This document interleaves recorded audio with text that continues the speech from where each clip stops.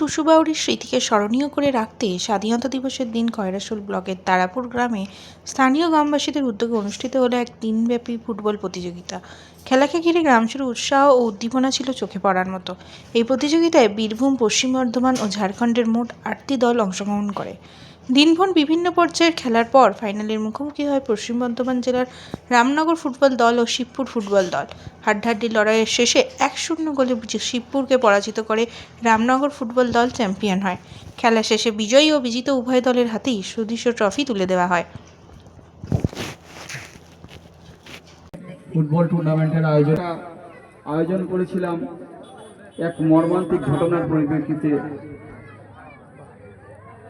তো আমাদের প্রকৃতি খুব একটা ভালো নেই, বৃষ্টি হতে।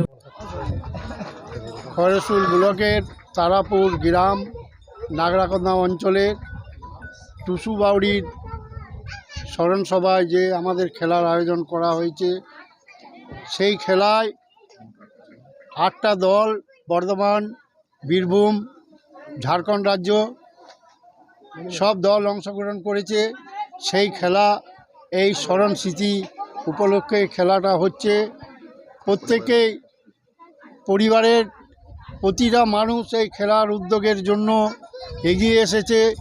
এই খেলা যেমন আমাদের সার্থক হয়, প্রতি বছর যেমন এই খেলাটা আমাদের হয়, তার জন্যে প্রত্যেক মানুষের আমাদের সহযোগিতা কামনা করি এবং আমাদের